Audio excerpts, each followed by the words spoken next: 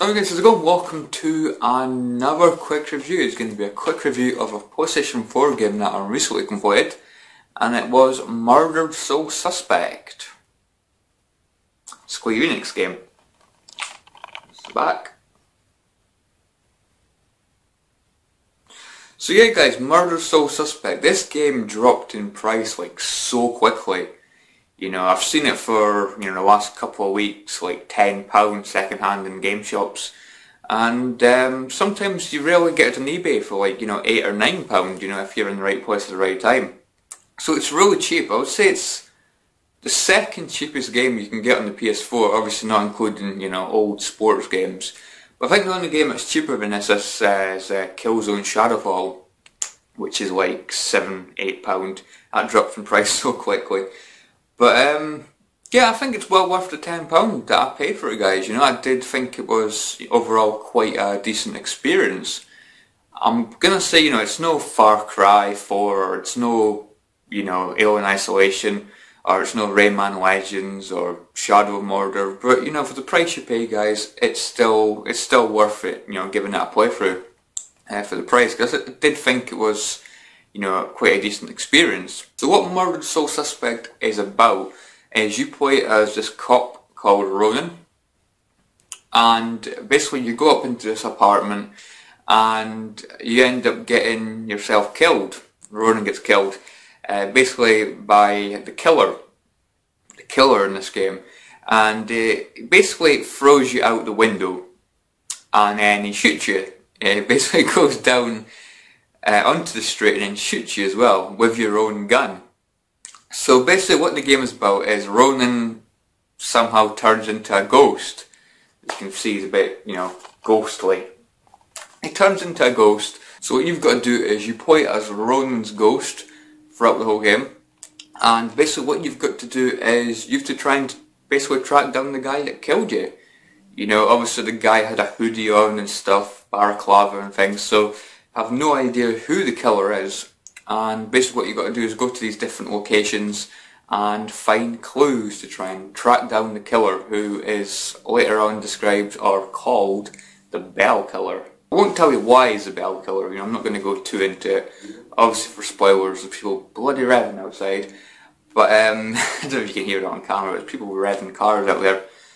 But yeah, I'm not going to go into it in case of spoilers and things. When I was playing for the game, I do see, shades of LA Noire.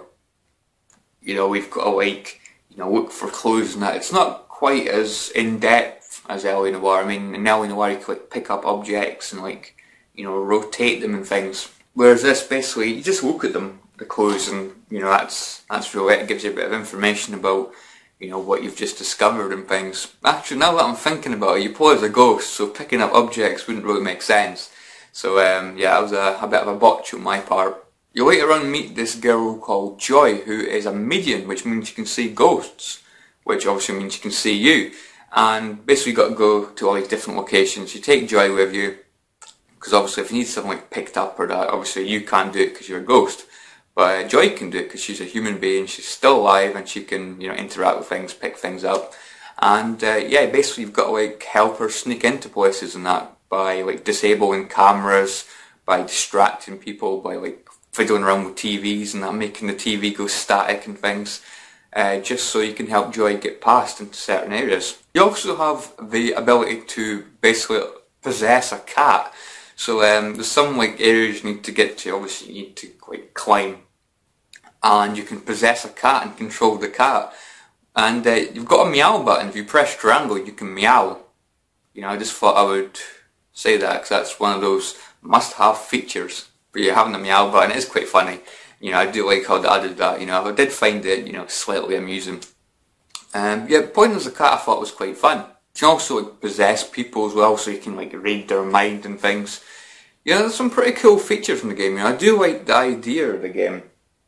I just don't.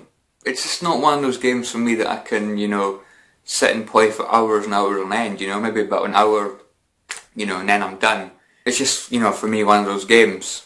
It's one of those games I can only play for a short period of time. A slightly darker and more creepy side to the game is that there's demons, which basically try and kill you, to try and suck the soul from you.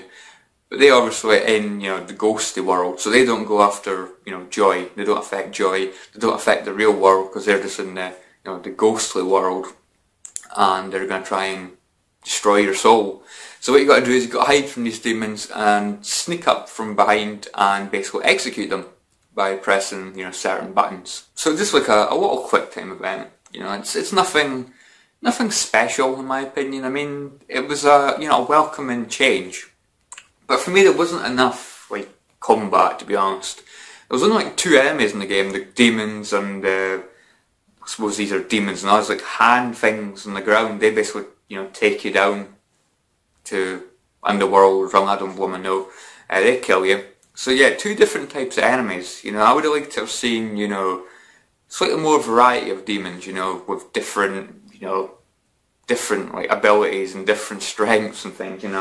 That's just for me. I didn't think, it was that fun to play, sadly. But the story was good, guys. The story, the voice acting, the humour and stuff, I thought it was quite good. The ending for me, I'm not going to spoil it, but the ending I thought was really good. It worked really, really well. And yeah, pretty damn good ending. But yeah, guys, I think that's really all I can say about Murder Soul Suspect. It's one of those games that's an interesting idea, but sadly it's not hugely enjoyable to play. It's still a good game, it's still a good experience, but I don't think it's the kind of game I'd want to play again in a hurry. I mean, it's only a 5-6 hour long game, it's quite short, but I can only play it for an hour at a time, before I got a bit bored. It's just one of those games for me. But yeah, guys, that's Murder Soul Suspect. For the price you can get it, I would recommend it. Just even if you're just going to play through it and then sell it on, you'll probably, get most of your money back. So yeah, Murder Soul Suspect. That's my quick review on that. So anyway, guys, thank you very much for watching, guys. If you've played Murder Soul Suspect, let me know what you think, and I will catch you all in the next video. See you guys. Thanks for watching.